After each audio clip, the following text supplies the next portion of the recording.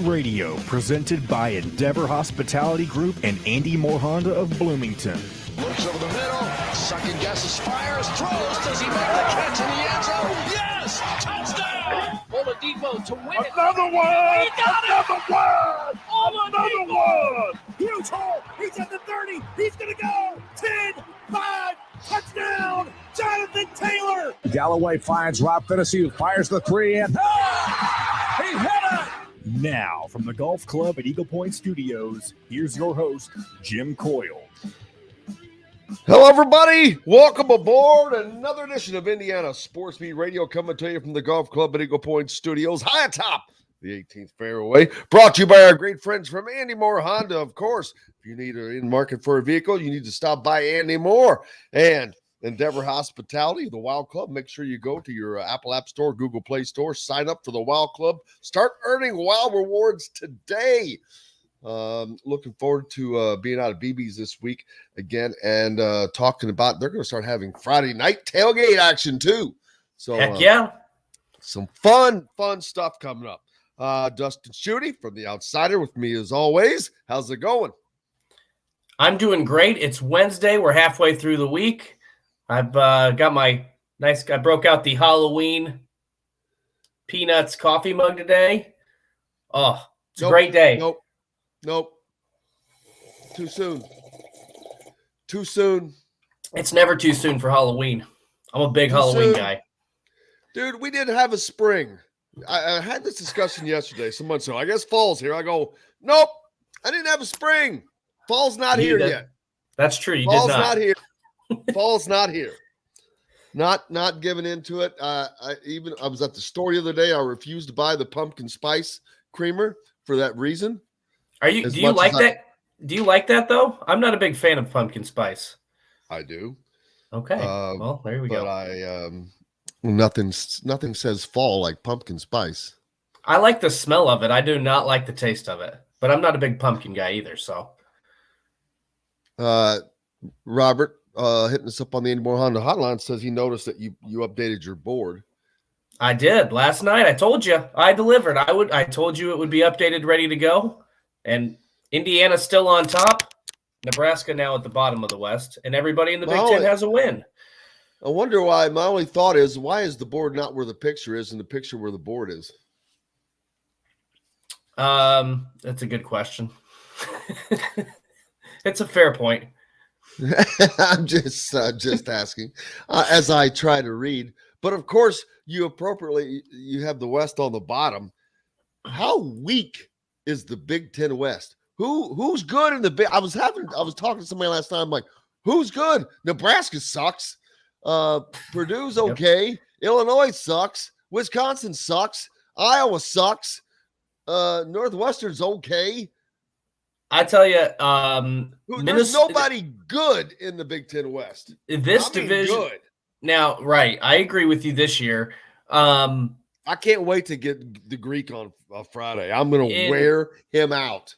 Let's see here. I think Minnesota and Purdue. I think the West might come down to Minnesota and Purdue this year. I think Minnesota is really good. The reason being is they typically, the last two games, those are typically games they win, 34-14, 34-21. They don't really blow anybody out. They took it to both New Mexico State and Western Illinois. Neither of those teams are very good. But at the same time, they finally flexed their muscle a little bit and showed what a Big Ten team was supposed to do. So I think Minnesota is the best team in the Big Ten West right now. I think Purdue should have beat Penn State. They should be 2-0. I think Purdue's got a good chance to win the West. Look at this stat, though. Everybody, Joseph threw in. All 7 Big Ten East teams are 2-0. Yep. I think that ends this week, though. Well, that very well might be the case, but right now. But for right now. Right now, and for this discussion. Oh, boy. And I cannot wait. Oh, I got to remember that for Jeffrey the Greek. Well, he was at the Iowa game last week, and I can tell you he is none too pleased with how Iowa's offense is. Well, is any Iowa fan? No. I mean, it is abysmal. I stayed up to watch that game last night because I was doing some note taking for the Eyes on Big podcast, watching some of. Boy, that was one of the ugliest games on both sides for both teams that maybe I've ever watched. At first I was thinking that there was great parity, but in the Big Ten West, there's just nothing that's really good. Michigan's good. Ohio State is good. Yeah. Yep. I agree. Penn State is pretty solid. We'll find out about Penn State this week, I think, on the road against Auburn. Yeah. Pretty solid. Michigan State, pretty solid. That's Michigan State already. I mean, Michigan State hasn't. I think we're going to find out a lot more. I think Penn State's solid. I agree with that. That's why I call it solid, not good. Michigan State, we're going to get a test. We'll see what Michigan State does this week against Washington. That's very a game intrigued. I am so looking for. Oh, yes. I am so looking forward to that game. Oh my gosh, Michael Penix and Kalen DeBoer, Washington. They're going to be tough to contain. What is there a spread on that game yet? It's Washington -3 or 3.5. Where's that game being played? Seattle. Boy, that's I really like. I would be hard pressed to not take Washington. I would take Washington. I mean, I think I don't know about the spread. I think Washington's going to win that football game, though. I do too. I do not bet against Kalen DeBoer. I don't blame you. I think there's just too many questions right now for Michigan State for me. But last year they went into a lot of games as an underdog and came out with a win, obviously. So they could surprise us. I just really like what Washington has done offensively through the first couple games, and I think Michigan State's got some question marks in the passing game. Ross pointing out that Iowa sticking with Petra as a quarterback. Wyatt shows a 3.4 quarterback rating. Yeah, not good. Don't you get that by walking onto the field? It's pretty. His first week it was a 1.1, so it can get lower. Travis shows they have one offensive touchdown in 8 quarters. And I saw the stat last night, and I don't remember if it's now 9 or 10, but he's thrown worse than Indiana was last year. He's thrown 9 interceptions with 1 touchdown in his last 8 games.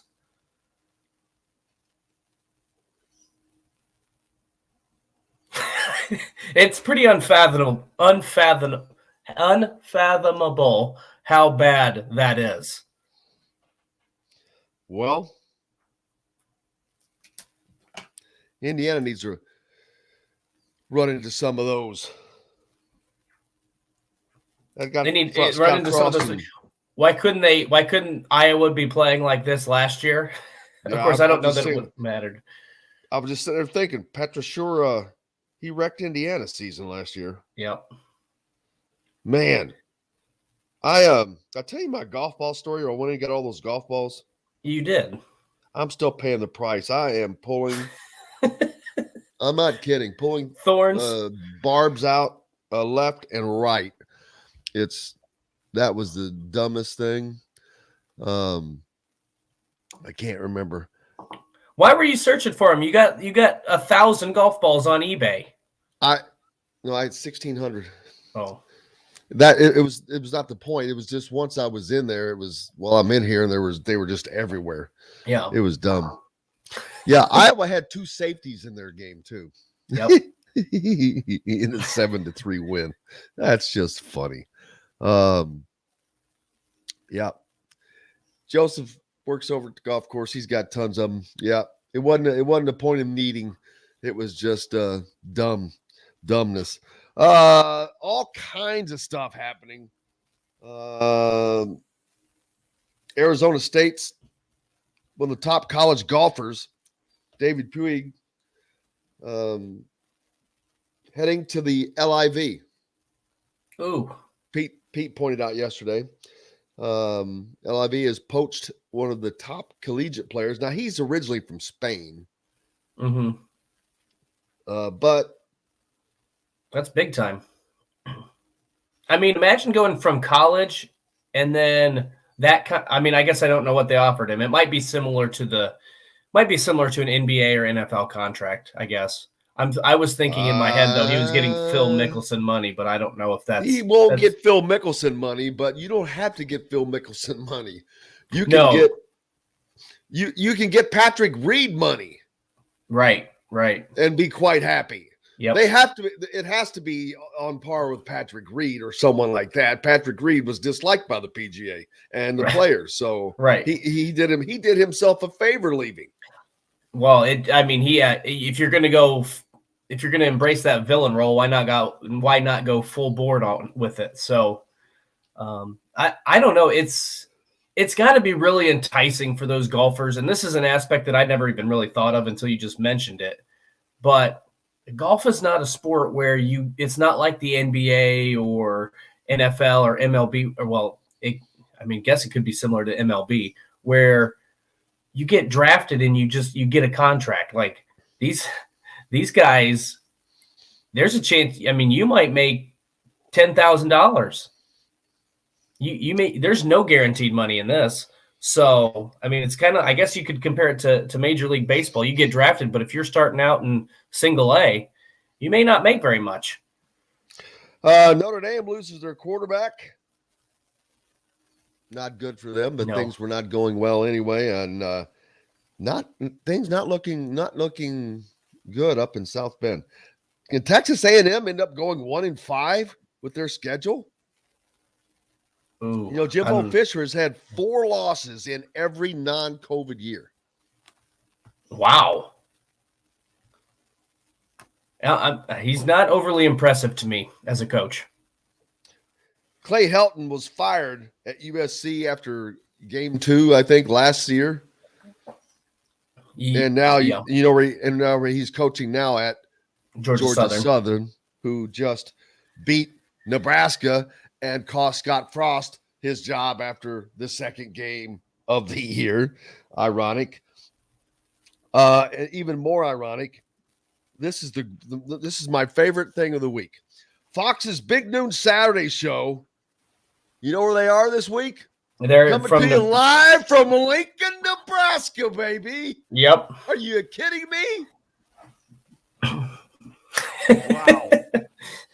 This has to be a first for a college game day show to be at a game with a school that just fired their coach. It might be. I cannot imagine. The only other scenario I could possibly imagine was it TCU? Was Gary Patterson the one that got fired, or was it another Texas school I'm thinking of? I don't think Gary Patterson got fired. I thought he retired. Well, the one that there were some issues going on at one of those Texas schools. Texas Tech with Mike Leach. No, or Art Briles with Baylor. Yeah. Bingo, John. Yes. Bam. Yes. Boom. That's a good. Boom. Yeah. 3-pointer for John. Bam. Knocks it down. College football aficionado, John, the producer. He comes in. He doesn't say much, but when he does, it's right to the point. That's it, baby. Yeah, that's what I was thinking of. But so odd. Yeah, that's funny. What the hell? I mean, what are you going to – welcome to Lincoln, Nebraska, home of the school that has no coach right now. Well, they'll have plenty to talk about, that's for sure. Urban Meyer. Will they talk about Urban Meyer being a candidate? God, please, no. I'm kidding. I know, but there's some legitimacy to that point because a lot of his name is surfacing as a candidate. Well, his name surfaces as a candidate every time. I know, it's almost gotten to be a joke. It has, but I think Urban's going to get another coaching job somewhere, but I don't think it's going to be at Nebraska. Speaking of game day, how about ESPN, man? They lose the Big Ten, but they have gained Pat McAfee. to a Saturday game day show. That's a gigantic gain. But I couldn't see him on Fox's because Fox is just really, it reminds me of an NFL broadcast. Very boring. Yes. Very, very boring. Well, I don't like I'm not a big fan of any of the pregame shows that are. I like College Game Day because they get it hyped up and jacked up and have fun. And you got Bear, and Lee Corso back. He's past his prime, obviously, but when he was in his prime, he was pretty damn funny. He's quick-witted. It used to be now really you good. got Pat McAfee on there, so maybe it gets better with Pat, but 3 hours is just way too long. They need to trim it back down. Hour and a half to 2 hours is plenty. I'm not going to tell you I watched 3 hours. Right. I'll wait for the good stuff. There's a few segments that I'll sit down and watch, but in general, 3 hours for a pregame show is that's overboard for me. Yeah, overkill. We've got to take a break to keep up with everything we got going today because that means Bob Kravitz is waiting in the green room. Lots to talk about. Back with it. Brought to you by our good friends from BB's Market. We're going to start the BB's Market Friday night tailgates, and, of course, we'll be there this Friday. Looking forward to it. Back with more Indiana Sports Beat Radio right after this. We'll be right back to the Golf Club at Eagle Point Studios for more Indiana Sports Beat Radio with Jim Coyle, presented by Endeavor Hospitality Group and Andy Moore Honda of Bloomington. Whether you're visiting Bloomington, the Cubs are helping out your Braves. Yes, they are, Ross. I stayed and watched both games last night. Morning, Bob. Good morning. How are you? We are doing well. I believe we're all doing well. We're moving. We're alive. And so are the Colts, right? We're still recovering from the poor decision making in overtime. What is Lovie Smith? That's a good way to lose. Lovie Smith, gutless wonder. I was like, what are they doing? It made no sense. They're not. Especially if you're Houston, you got nothing to lose. You got nothing to lose. You're trying to rebuild a culture. Right. Go for it. What the hell? Even if you lose, you lose. Big deal. You're not going to win the damn division. Well, let's get into this on the air. But I am amazed, man. I'm just a dummy with a typewriter. I could handle the clock better than most of these NFL coaches. Yeah. I don't know why they have such a blind spot. I don't know why they don't. I don't know why there's not a designated clock guy. Well, some teams do have that guy. Okay. But, it's just mind-boggling, some of the decisions we saw this weekend. The most egregious to me was Monday Night Football. That was god-awful. Egregious. I love egregious. Grievous. Oh, coffee looks Gary good. Reedus. I switched back coffee makers back to my Keurig. I've just got a classic Mr. Coffee. Yeah. Joe DiMaggio. Joe DiMaggio. I do remember him in those commercials. Joe DiMaggio's not a dunker. I gotta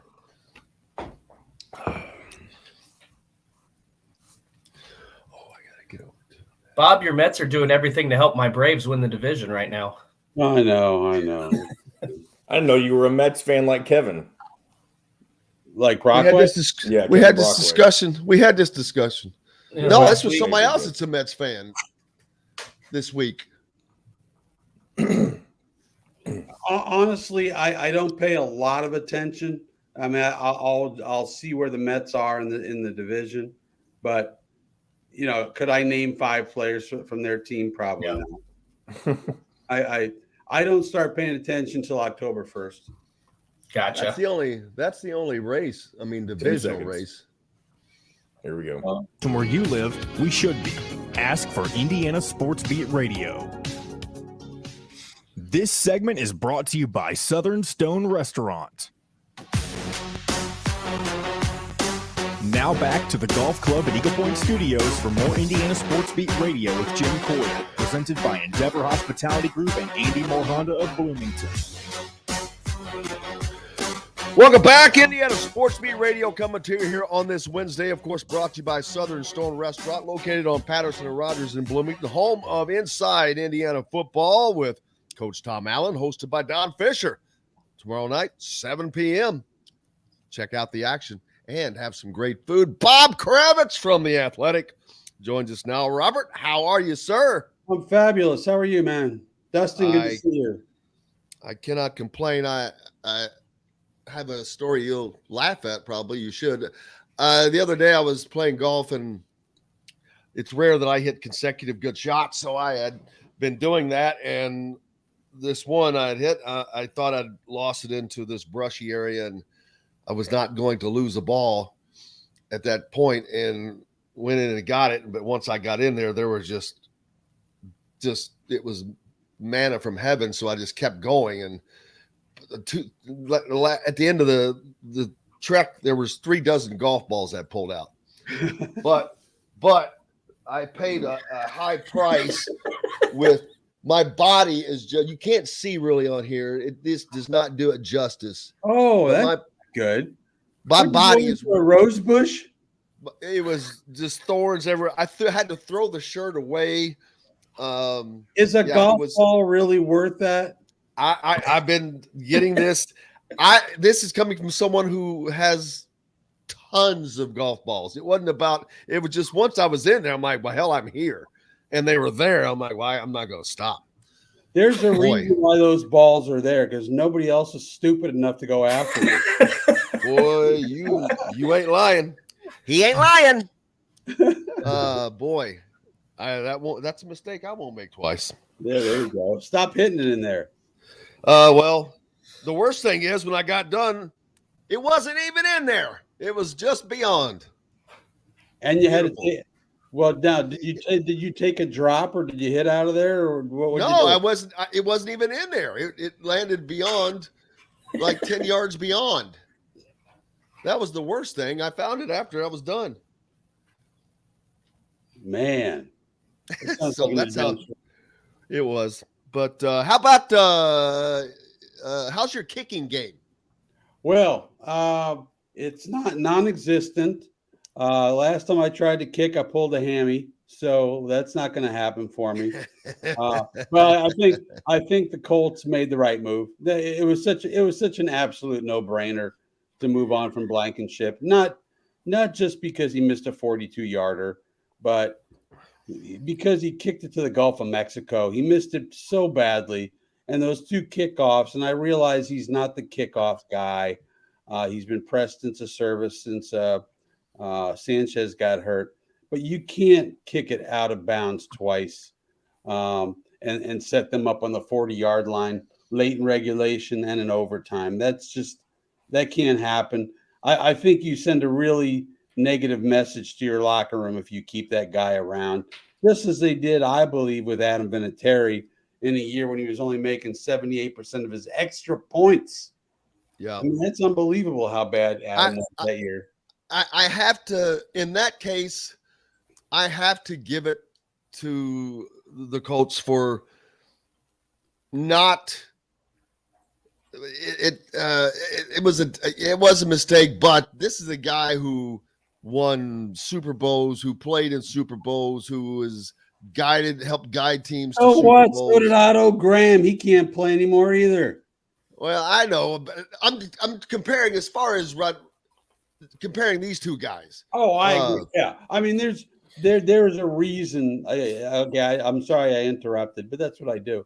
So I normally do. There's a reason why you had Rodrigo on such a short leash and you didn't Vinatieri, but it became obvious to anybody with a set of eyes that Vinatieri was done in was it 2019, I believe. Yeah, I think that his kicking was one of the reasons why they didn't go as far as they wanted to go that season. That was a non-playoff season. And how in the hell, if you're a field goal kicker and you kick 50-yard field goals through uprights that are, I don't know, 15 feet apart? I don't know how wide uprights are, but in the NFL, how in the hell can you not kick the ball off? What happened when I was playing? We didn't have guys that just kicked off and just kicked extra points and field goals. If you're the damn kicker, you're the damn kicker. You kicked the ball. It's the age of specialization. And usually, now that's ridiculous to have a freaking specialist just to kick the damn ball off. I'm told, and I don't understand this myself. I'm told that the kickoff swing and the field goal swing are two completely different entities, and a lot of guys have a hard time doing both well. Why is a punter able to kick off so effectively? Remember Pat McAfee, great punter and a very, very fine kickoff guy. I guess it's a different set of I don't know. It's so is hitting a drive and hitting a sand wedge. Right. I agree. And it's the same golfer. And they have to do it time after time. Yeah. So it's hitting a curveball and a fastball. I mean, these guys are kickers are starting to sound like receivers, man. Just a bunch of divas. They're turning into a bunch of divas. I can't kick off. I only do extra points. Yeah. Well, maybe if Bob can't kick, he can hold a clipboard and be the time management guy or the decision-making guy at the end of games. Because first off, what happened in the Colts-Texans overtime game and Lovie Smith punting with 40 seconds left to go when you're not a very good organization was crazy. What we saw in the Monday Night Football game with the Broncos letting time wind down on a 4th and 5 with 3 timeouts in the bag to kick a 63-yarder was asinine. I mean, just a lot of bad decision-making across the NFL. I thought the games at least it was exciting because you didn't know what the hell was going to happen next, but it was a lot of very poor decision-making. Guys, honest to God, I know nothing about nothing, but I swear to God, I could do a better job of clock management than most of these NFL coaches and college coaches. I mean, yes. I don't know what happens to them. I don't know if they freak out or get brain cramp or, brain farts or whatever it is, but they can't seem to handle the clock. I mean, Lovie Smith, what a gutless decision. I mean, this is not like a couple of years ago where Frank Reich went for it on 4th and 4 at his own 30-something yard line, which basically gifted the Texans not only a victory, but a chance to play at home in the playoffs against the Colts. This was about the 50-yard line? Yep. I think it's around the 50-yard line. You have got to go for it. You're a crap organization. You're trying to rebuild or build the culture in the post-Watson era.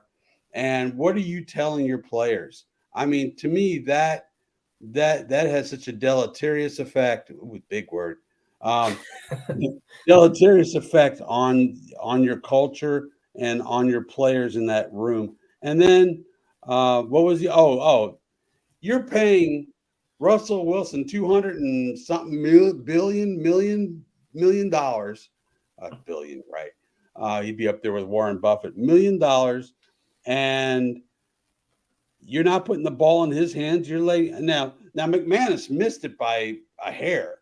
Right. They would have looked like geniuses if it had gone through the uprights. But to me, and to the credit of Nathaniel Hackett, he came out on Monday and said, "Yeah, I screwed up." And that's all coaches need to do. Right. His first game. But the whole thing in Seattle was they wouldn't let Russ cook. Well, what did Hackett do? He wouldn't let Russ near the kitchen. Yeah. Wouldn't let him near the potholder. And the whole time I was thinking there were 45 seconds left. If they run a play on 4th and 5, because I believe the clock was stopped at that point, they run a play. Even if you don't get it, they had all 3 timeouts. So theoretically, you could have gotten the ball with some sort of desperation attempt. So I just all the way around, it made absolutely no sense. I watched on Twitter. I wasn't watching I watched bits and pieces of Peyton and Eli, and one of my favorite athletes of all time, Shannon Sharp. Shannon Sharp, yep. And they were dumbfounded. They're like, "What in the hell is going on here?"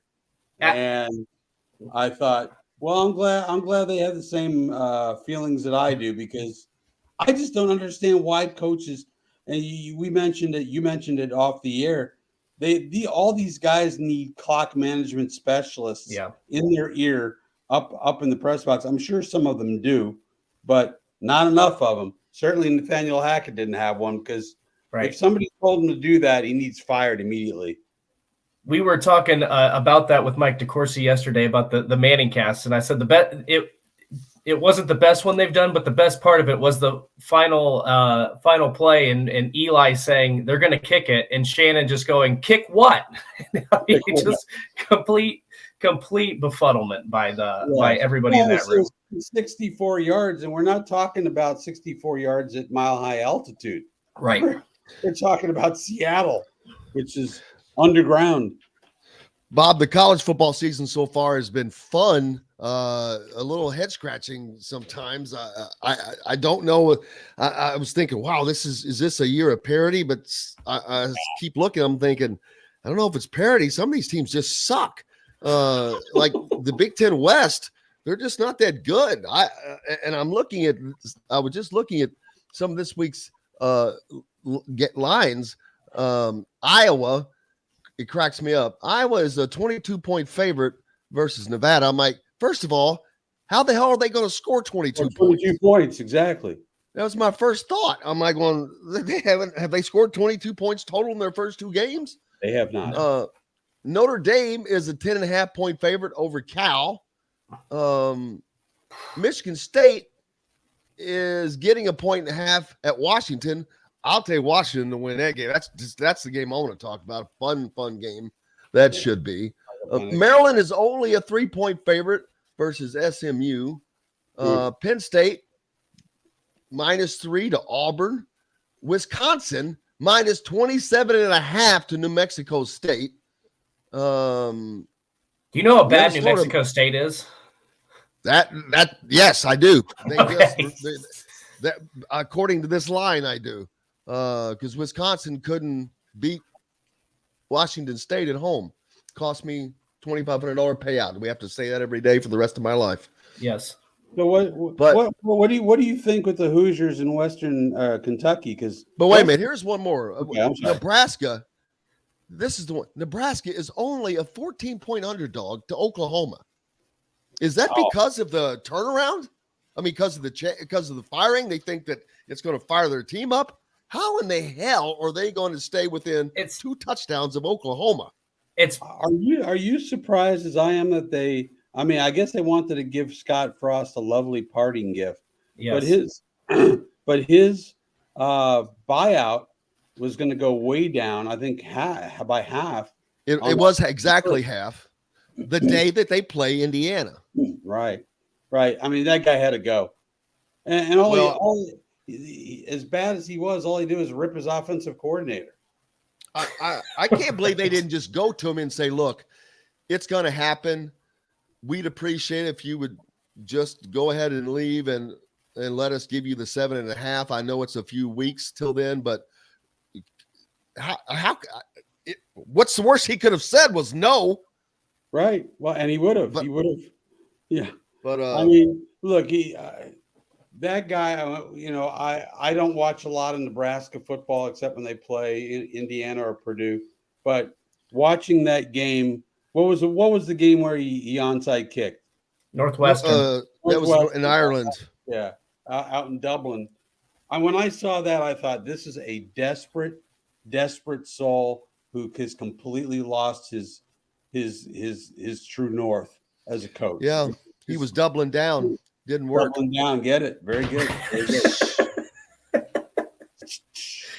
John's got to keep this rim shot ready, man. He just doesn't. I need to get that Roadcaster installed, and then we'll have the rim shot. We're waiting on you, boy. You're waiting on me. You're backing up. Waiting on me. You backing up. What are you working on this week, Rob? That the people need to know about at the Athletic. Actually, I got a couple of stories that I can't really share with you. Everybody always says that when they're on here. Yeah, I got a couple of longer pieces. Here I'm trying to help them promote their stuff. I know. It's not just you. It's not just you. It's usually Mike DeCourcy. Oh, DeCourcy, yeah. I can't talk about it, so I'm like, all right, man. Well, I will tell you one thing because nobody else is going to do it.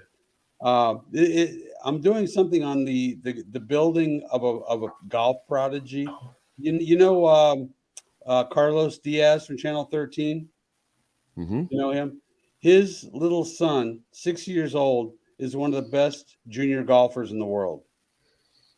And now, I just think that's fascinating. It's not. It is not so fascinating that he's one of the greatest, although that's cool.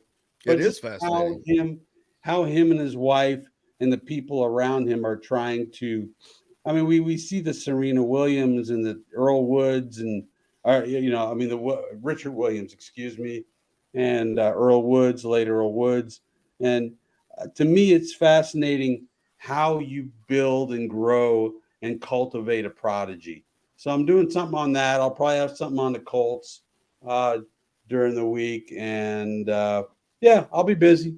I got a couple of things doing something on the early days of Pat McAfee's media nice. growth.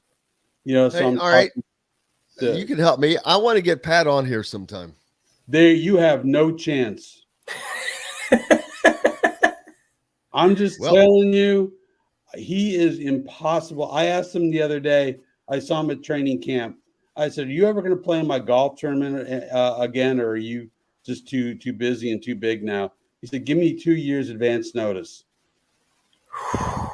Well, now he's with Sports Center, so yeah, it's even worse. Well, now he's with Game Day. Game Day. That's what I meant. That's what I meant. Not Sports Center. Game Day.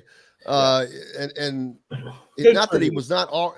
Yeah, not well. He's plus the key component to College Game Day has been Lee Corso. Mm-hmm. His comedy, his just everything from back when he was. His last 5 years, he's Game Day, I think, has been very kind to Lee Corso because was such an integral part because of he was just funny. I mean, when he was funny, he was quick when he was funny. And now you're bringing in another guy, but both Indiana, baby, the Indiana connection. It continues. Well, Pat is an absolute natural for that position. He's perfect. I mean, he loves it. And he loves college football, and whatever he puts his hands on, it's going to turn to gold. I mean, at this point, he's flying high. He's got about 12 jobs. And the thing that's interesting to me is it really started very humbly. He did an online show for the Indianapolis Star with me and whoever else we could rustle up. Many years ago. You got him a start. Yes. Oh yeah, he owes me 5% of everything he owns. There we go. You could retire alone. He was on with Bob and Tom. He did a show on WTHR where he had me dress up as Santa Claus, who I played as a Jewish Santa Claus. So, have you been good this year?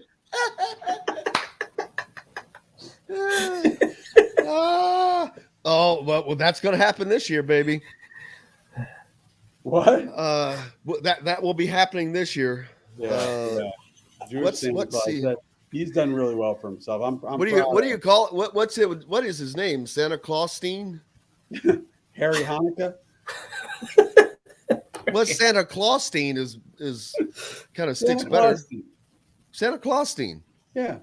It was one of the great moments in comedy history. But it's fun. But see, I love. But those kind of. That's why he is. That's where his brain was way back then. And those people are like that, man, and that's comes natural. Just like you're just talking about Diaz's son. They're cultivating that, but because there's something there to cultivate, right? And it was it's seen, and I'm like, oh wow, hey.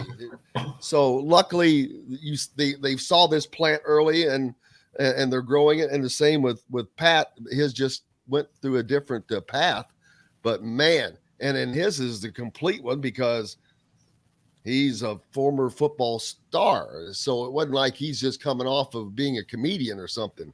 Right. I remember when I talked to him before he made his announcement. Basically, he talked to me and Zach Kiefer, who was with the Star at the time. I was with THR, I think, and he talked to us and said, "Look, I'm going to retire on Saturday night. Just hold the story until, I do my announcement." So we did, and we talked, just casually. And he's like, "What do you think?" And I said, "Look, I think you're a little crazy. I think you should follow your heart, and you're doing that, and that's great.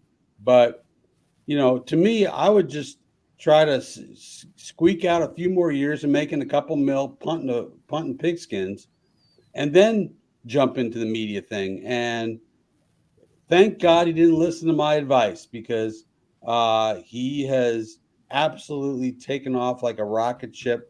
I think part of my issue was that he was going to work for Barstool, which I think is the biggest slice of garbage.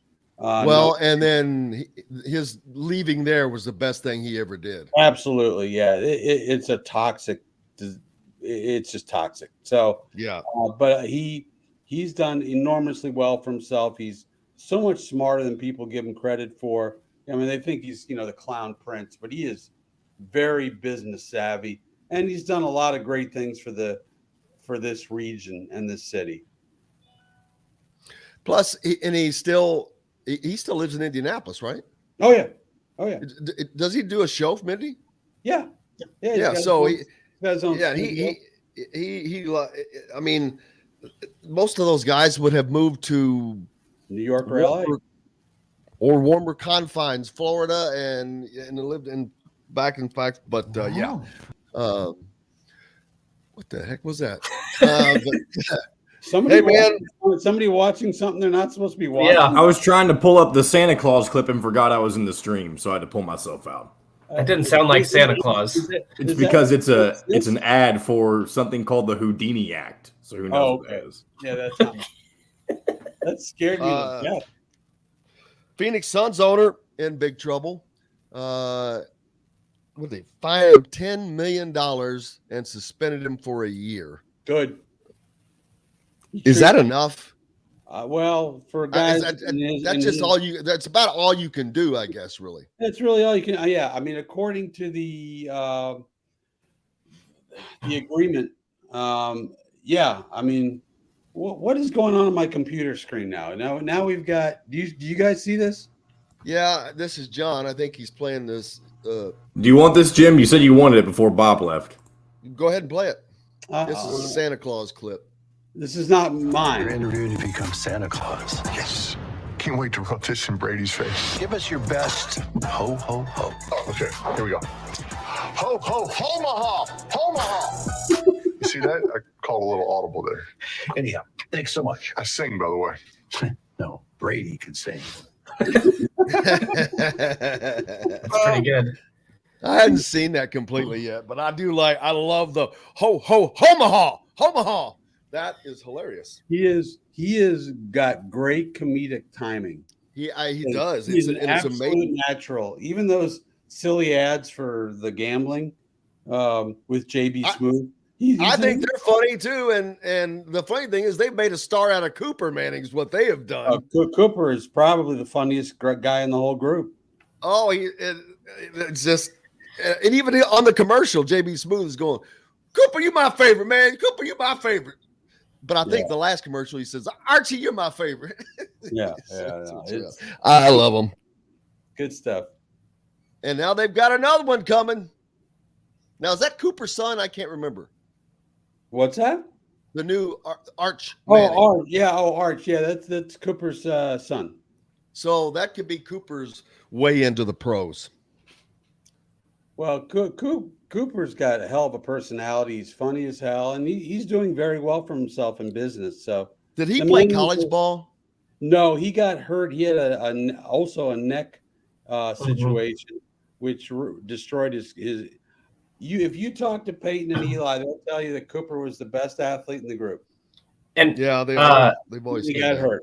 And I believe his injury, I don't know if this was part of one of the Manning, I don't know if it was a documentary, but one of them, I think Peyton said if Cooper didn't get hurt, he probably would have gone to Ole Miss because he wanted to play with him. Right. But since he couldn't play, he decided he was going to go to Tennessee. So there you go. There you know the rest of the story. Well, Bob, we'll let you get back to it. Probably be going out to, and it looks like it's a beautiful day, so you hit the golf club. At some point, there will be golf. Believe me, there will be golf. Love it, brother. I appreciate you. Make sure you give old Bob a follow if you haven't already. There you go. Appreciate you. Be a subscriber to The Athletic. I am, and we'll see Bob next week. Are you coming to the game by chance?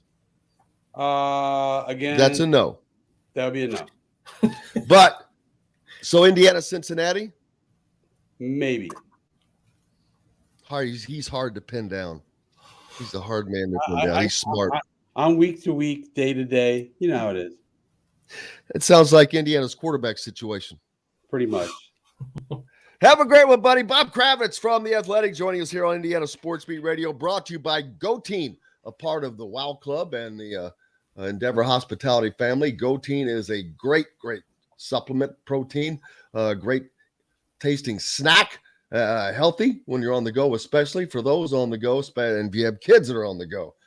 For a limited time, a delicious, healthier snack. Go Team, a Hoosier Pack, 16 count can be yours. Any of the flavors for only $15 if you purchase the Hoosier Pack. Sweeten the deal. Use the discount code COYLE10, COYLE10. You get another 10% off. GoTeenBites.com. GOTEINBITES.com. Back with more Indiana Sports Beat Radio right after this. We'll be right back to the Golf Club at Eagle Point Studios for more Indiana Sports Beat Radio with Jim Coyle, presented by Endeavor Hospitality Group and Andy Moore Honda of Bloomington. The sun is out. That's a lot to read. It is. It's one of your longest ones.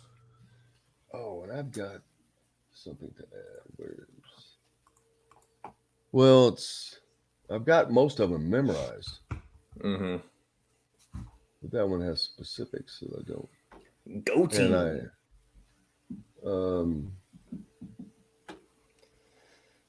This will be a short segment, by the way. Yeah. Make sure when you have Rick on, by the way, because I know you like to keep him the whole time, or at least as long as he's able. Try to break in between, because 40-minute segments are, 40-minute segments.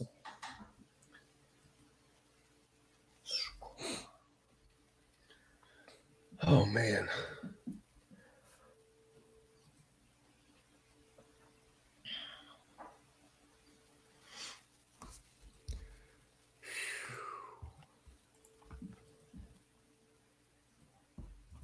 Man, oh, man. Man, I've just had this acid reflux thing going on again, like once a year or something. Did you have issues yesterday? No. It happens every Friday after he gets done at BB's Market from... No. Yes, that's the issue now. It's BB's Market now. No, it doesn't happen then. You know what used to give me really bad acid reflux was lemon lime Gator, or the original Gatorade. Ooh, really? I don't know why. I love that. I know, I loved it too, but I cannot drink it. It gives me terrible heartburn. I haven't figured out what gives me stomach issues. Man, because that reminds me of so much about my diet, whether it's what I eat or drink, that I don't know what could be the problem. I don't know. I thought maybe it was the coffee, the amount of coffee I was drinking. For which I got to go get a cup of coffee. Because I usually drink. I was in a habit where I was, for a while, I've cut it down a little bit. I was drinking like 3 cups of coffee a day. Oh. One of them was usually decaf to kind of offset it, but. You know what's weird is even if it's decaf, I still cannot fall asleep if I drink coffee. Last night during the podcast, I drank half calf and I was fine. See, I can't go to sleep for whatever reason. Like I can't, like some people can eat or drink coffee with their dessert. Cannot. Interesting. Which is a shame because I love it with pecan pie. One Honda dealer. Get more to your door with AndyMooreHonda.com. Come see us at the all-new Andy Moore Honda, now in Bloomington. This segment is brought to you by RE/MAX Advanced Realty, Indy Home Pros team by Cheryl Sizemore. Now back to the Golf Club at Eagle Point Studios for more Indiana Sports Beat Radio with Jim Coyle, presented by Endeavor Hospitality Group and Andy Moore Honda of Bloomington. Welcome back on this Wednesday. We made it to the halfway point. Hey, if you're around the Bloomington area, a couple things. Start joining us on Friday mornings out of BB's for the show.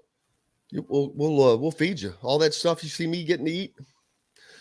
You'll get to taste test as well. And then BB's, they are having also going to start having their tailgates on Friday nights, not just necessarily for college, but high schools, man. Got North and South. I think this week, Bloomington South hosts Terre Haute South. So you can go from 3 to 7. I actually have all the details. Except for it didn't. Man. There we go. Yeah, tailgating season. Come join us Friday evening, 3 to 7. They're in South Walnut. If you're a former Wagon and Wheel, if you're more familiar with that. But pulled pork, smoked wings, bratwurst, much more. It's the great food. I don't know if they have the beer and wine yet. I know they have the license there, but if you haven't been in there, they're the bakery. Oh my, they have a bakery. Wow. I haven't really shown off their bakery much yet because I'm interested to see. That's where I try to stay away from. I don't mind the other stuff. The other stuff I don't mind eating. I can burn that off. That other stuff is just sugar and boy, that's something I don't like. It, trust me. But I have I already have like a sugar. I mean a chocolate fix I go to. Yep. I'm the same way. Let's see. You were talking about coffee earlier. 3 cups is not that bad, John. I wouldn't think. No, it's not. And that's what's weird. And maybe it's just my body or whatever, but I don't know. I also drink it fairly fast. That may or may not have something to do with it, but I don't like the coffee I drank this morning. I probably lasted me 30 minutes. I don't know if that's quick or not. I feel like that's standard. 30 minutes that's a good lifespan on a cup of coffee. And I would say so too. And I didn't mention earlier during the break, and obviously people listening right now didn't hear any of this at all earlier anyway, but I don't think it affects me the way that it used to, if it even had anything to do with the coffee. So there's really, like I said, I've changed so many things about my diet in general that when I have stomach problems, I don't even know what causes them anymore. Who knows? I used to have it real bad. Where did I lost where I was going to be? Indiana. Caleb Nost mentioned earlier. I saw another offer. The Hoosier.com contributor. Where was this comment? There it was. I just passed it. Indiana basketball offered Tyler Betsy yesterday. It's his 3rd offer to a prospect out of New York, the Rinzai EYBL program. Dylan Harper and Naz Cunningham. I think that's Caleb, if I'm correct, that is the East Coast guy. That's handling that. Daggone it. Not Coach Ya, not Coach Ya. I think in the other. Get them confused, but Indiana's still putting the offers out, still visits going on right now. This coaching staff is out on the road, back and forth, making visits. That is a brief window. Also, they're having the official pro day. That was announced yesterday. Indiana announced that the program will hold its first ever pro day, where representatives from all NBA teams will be in attendance. This will take place in the afternoon before Hoosier Hysteria later that evening, which is the weekend Indiana plays Michigan in football. So it's a big weekend. It's homecoming. I'm looking to come up that weekend. There you go. So it's touchdown all the way around. It's the Pro Style Combine workout will take place early in the afternoon. The team will make its first public appearance along with the women's team that evening at Hoosier Hysteria, presented by Smithville. The event is part of the homecoming weekend. Representatives from all 30 NBA teams will be invited, and I'm sure they might take a look at Grace Berger if they have anything to do with the women's side. I don't know that there's going to be any women's reps there, because they would just basically be there to look at Grace Berger and the center. You know who I'm talking about. Go ahead and say it, John. Oh, no, I'm here to tell you to go to break. Oh, okay. But there you go. That's going on. That's not open to the public, though. So there's that. We've got lots more coming up here on Indiana Sports Beat, including Kyle Neddenriep from the Indy Star, Hall of Fame writer Rick Bozich. His White Sox, they're hanging in there, man. They're hanging just in enough. there. They're only 3. They're just enough to drive him nuts, probably. I was just going to say yes.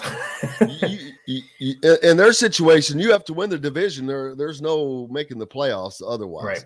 Hey, we've brought to you by our great friends from Barbara Pop Real Estate Services and Remax Realty Services. If you're in the market for a home in the Indianapolis area, you need Cheryl Sizemore and her 2 decades of experience. It could be the difference between you getting the home you want there or not. Reach out to her, Cheryl at IndyHomePros.com. And then if you're in the Louisville, Southern Indiana area, Floyd, Clark, Harrison County, Barbara Pop Real Estate Services has served that community for 3 decades. Reach out to either Barbara Pop or Matt Lincoln. Barbara at BarbaraPop.com or Matt at BarbaraPop.com. We're back with more right after this. We'll be right back to the Golf Club at Eagle Point Studios for more Indiana Sports Beat Radio with Jim Coyle, presented by Endeavor Hospitality Group and Andy Moore Honda of Bloomington. Andy Moore Honda. All right, I'm dropping out. Or Okay, I guess we'll you see can drop. in You can 20 minutes. Coming He's back. taking a break during the Kyle Neddenriep segment. I'm going to go get coffee. Sounds good.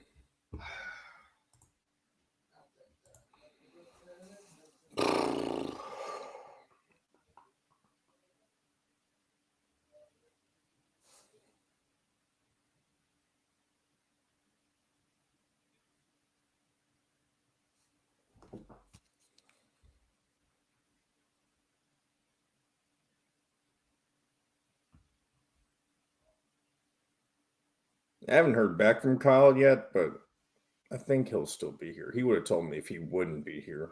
So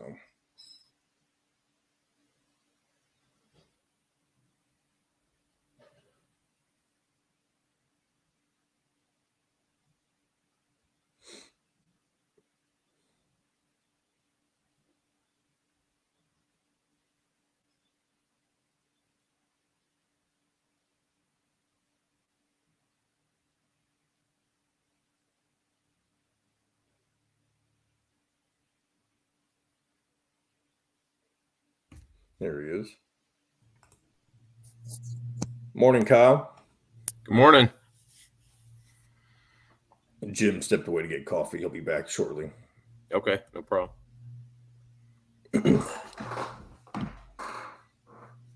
I saw your poll on the Survivor League thing with the Colts and the Texans. I thought that was pretty funny.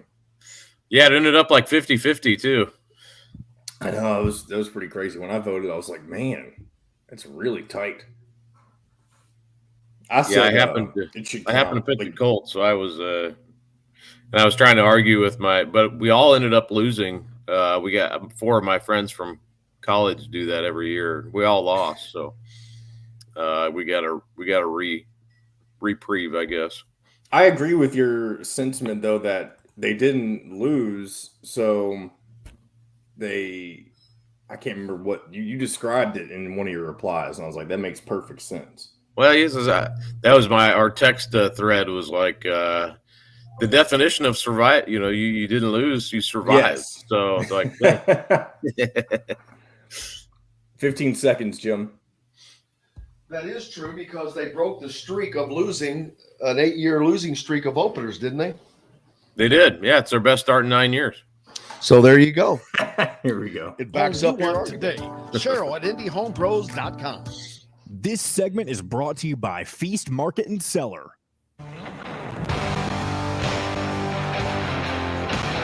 Now back to the Golf Club at Eagle Point Studios for more Indiana Sports Beat Radio with Jim Coyle, presented by Endeavor Hospitality Group and Andy Moore Honda of Bloomington.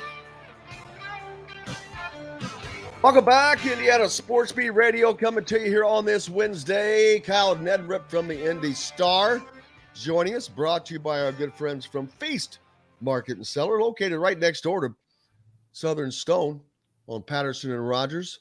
Incredible selection of wine, sommelier on staff to help you with your pairing, as well as gourmet sandwiches, cheeses, and all kinds of great selections. Kyle Neddenriep, man, what are we in? Week 16 of high school football now? Yeah, week 5. It's mid-season basically. So I'll kind of do a mid-season report next week and start getting into that fun stuff. And yeah, we're cruising right along here. It is mind-boggling, truly, that they're halfway through their season already. Yeah, I mean, you start to kind of look ahead even to sectional at this point, or maybe a couple weeks from now, but we're not too far away from selection show and starting to look at what the pairings are going to be. Anything at this stage that is just surprising? There, wow, I did not expect that by this time, because at this time of the year, you can tell who's who. Yeah, I mean, not like that'll just like blow you away necessarily. I mean, some of the better programs are, still, the kind of the nature of football in a lot of ways is that it's hard to knock those teams off that are kind of the premier programs year in and year out.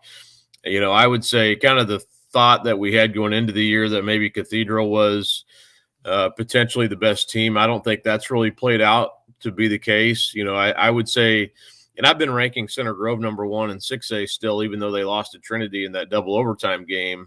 Basically it came down to a 2-point conversion they didn't get. So, in my estimation, they shouldn't be knocked too much for that. So I've kept them at number 1. But I would say Brownsburg has probably been the most consistently strong, and they are ranked number 1 right now. But I think you kind of go down the list in 6A, and, Cathedral is, they're ranked number 3. Brownsburg beat them. HSE, which I saw them play Friday night against Fishers, and just a fantastic, game and atmosphere, 8,000 people there, and just an awesome game. And I thought I came away impressed with both those teams. Fishers actually moved up into the top 10 after losing. So that kind of shows you what people thought about that game, and Fishers, I thought probably, really should, in a lot of ways, probably should have won that game. But anyway, I think that just shows you. And then you have, Carmel's ranked 5th, and they're very good. Westfield is probably not where they were the last 2 years, but still very dangerous. Ben Davis, I think at 2-2 is the best 2-2 team in the state. Their only losses are to Brownsburg and Center Grove by a combined 6 points. So all that power in 6A is all concentrated in Central Indiana. And I know, there's other teams getting, Carroll out of Fort Wayne is up to number 7 this week, but you go down the list and it's just like all Central Indiana. And I honestly, it's probably rightly so. I think there's even some more outside the top 10 from our area that probably are deserving of mention. But yeah, so to me, that's kind of fun. I mean, it's kind of a wide open, anybody can play with anybody on a given, not anybody, but a lot of teams can play with each other on a given night, and you're not going to know the result. Brownsburg Fishers this week will be a really good game. I would say, so from that standpoint, maybe that's somewhat of a surprise. I don't know if, that's kind of a little different than what we've had the last few years with Center Grove being so dominant. But, not a lot of huge, major surprises in our area necessarily. And, Edinburgh being 4-0 for the first time since 1961 is kind of a cool story. This program that's really struggled for many years in football, good in other sports, but not in football. So I think that's always cool to see programs have success that don't have success very often. So some of those small school stories are, North Decatur has not allowed a single point this season, which I think is kind of cool and very unusual in this day and age of offense. So I don't know. I mean, there's some good stories out there for sure. There's looking at it's a former piece in the Star of where are Indiana players now. And I was just trying to look down through that specifically at O lineman. It didn't really. There's Indiana's got one. There's one from Cathedral that's at Alabama. But that shows you though Cathedral. They had a kid that played on the line in the national championship game against Ohio State with other daggone it. What was his name that played basketball? 6'9" kid. Oh, DeJuan Jones. Yeah. DeJuan Jones played again when DeJuan Jones and Ohio State played Clemson. There was a kid on the Clemson line from Cathedral, I believe, right? Well, Alabama has Emil Ekiyor who plays. Right. He's the their stud lineman. His dad, I got to know their family. He was originally committed to Michigan, then opened things back up, committed to Alabama, and yeah, he's probably going to be drafted. I watch. I'm not necessarily an Alabama fan, but I like watching him play, and they were obviously here for the national championship game last year. But yeah, he's really good. That had to be cool for him getting to play in Lucas Oil for the national championship.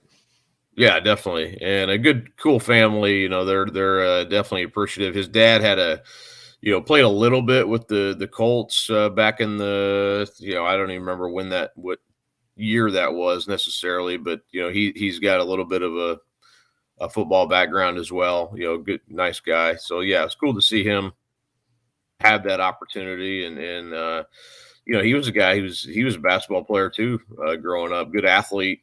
Sometimes those linemen, you can tell, if they played soccer or basketball or other sports just by their footwork, and I think that certainly helped him. But yeah, just a really good player. Obviously, starting at Alabama for a reason. Midway through the year now, Mr. Football has out. That race, is it still as open as it has been? Is it tightened up any? Yeah, I'm going to take a closer look at that here in a couple of weeks. I would say there's a young man named Luke Hansen at Roncalli who's, 4 games into the year, he's already over 1,000 yards rushing. And that has something to do with the line that he has. Trevor Lauk, who is going to Iowa, to play offensive line is a, major reason for that. But they have several good linemen up front, and Hansen's a really good running back. So I'm not saying he's a front runner, but I think he's putting his name into the conversation at least. I really, Drake Bowen from Andrean, who's going to Notre Dame, I think is probably the guy you would look at and say that's probably the front runner. He was Gatorade Player of the Year last year. They won the state championship. So I don't have his numbers that right in front of me, but I know he's probably the guy. This was kind of a year where you didn't really have a lot of quarterbacks that were obvious candidates, I would say, as seniors going into the season. So, where you had Brady Allen last year, who was pretty clearly, everything we thought he would be now at Purdue. He won a state championship. So some of that stuff will have to play out and see who wins in the tournament and that sort of thing. But, you look up and down in 6A and there's really not a ton of guys that you would say, that's a surefire Mr. Football candidate. So I would say Bowen. And then if you look at Roncalli's team with Luke Hansen, who, he's on, and they play a really good schedule, even though they're 4A, they play a lot of bigger schools and they play really good 4A teams too. And he's, to be 1,000 yards in 4 games is sort of ridiculous. So I would put his name in there as well. Reminds me of me back in my days. Of course. Yeah, of course I was driving a car. I'm just kidding. Is the season gone as you expected? It seems to be kind of quiet, nothing out of the ordinary, and usually we have something that jumps up, but it's been just a quiet and quick season. It seems like. Maybe for you, I don't. It seems pretty busy to me. That's because I'm not covering it. I'm covering other stuff. I was gonna say it's been there hadn't been like some fight or any it hadn't been stuff like that has happened, which is good. But yeah, I mean it's been busy in my estimation. But I would say for the most part it's gone smoothly. I hope. I mean we're doing a lot of stuff at IndyStar.com, probably more than we ever have. So. We're covering it a lot. I wrote a story today on Colts players who are, have kids playing. Eugene Hilton.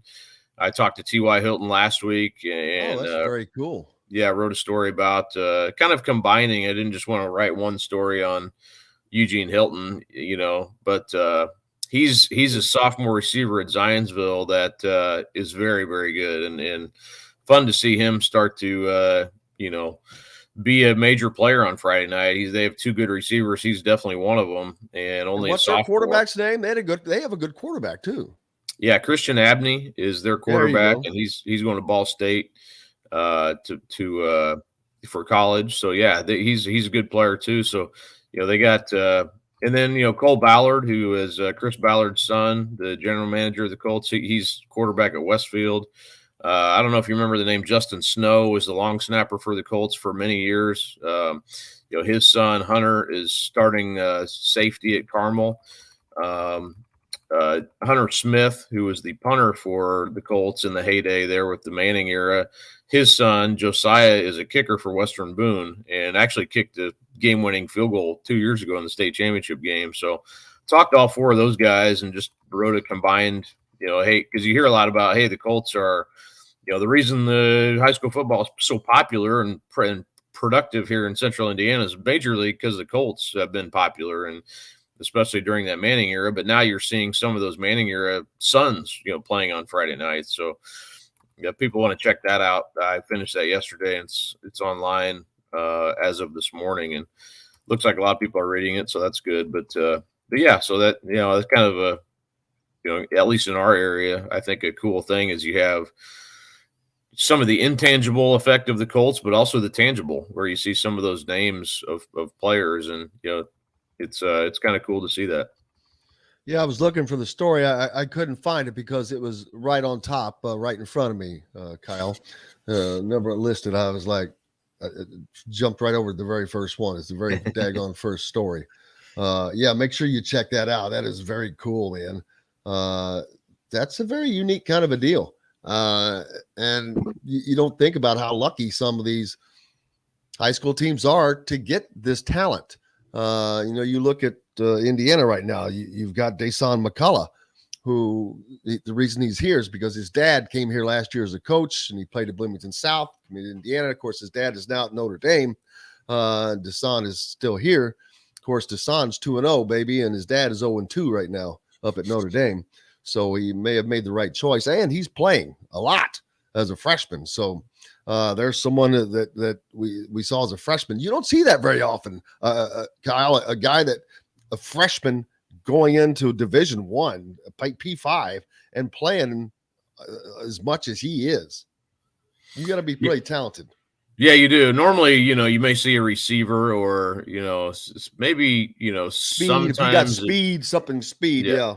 Right. But yeah, it's hard at that level to step in right away. And I know normally when you look at teams that are kind of going through growing pains, I mean, some of those opportunities may be there to present themselves, and it's kind of up to you to jump on it and make it work. And he certainly is. And, so that's cool to see. But yeah, I mean, that's a good example of, if Eugene Hilton, if T.Y. didn't play for the Colts, Eugene Hilton would probably be playing in Florida somewhere, and we would have never had him up here. And so that's kind of the situation. Or Cole Ballard, he was living in Kansas City. His dad was the Chiefs director of operations. They come here when he's in 7th grade, and now he's, he loves it here, loves playing at Westfield, and it's worked out really well for him. But yeah, Carmel's the school. They've really, over the years, they've had several Colts connections, coaches' kids, play for them. They've kind of been the school that's really, benefited from that mostly. But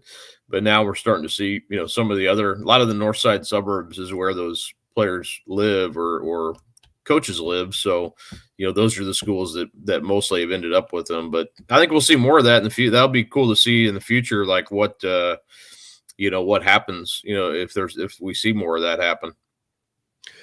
Kyle Neddenriep from Indy Star. Make sure you give him a follow and be a subscriber. I am. Keep local papers alive. Thank you, brother. Appreciate you. All right, Jim. Thank you. You bet. Kyle Neddenriep from Indy Star joining us here, brought to you by Metalworks Brewing Company, part of the WOW Club and the WOW Network. Join the WOW Club. Start earning WOW rewards today. Metalworks Brewery took over the former Function location just off the square in Bloomington, mentioning their love for beer, art, and being a part of the community. Make sure you stop by. Up next, the Hall of Famer and the White Sox top cheerleader, Rick Bozich, joins us right after this.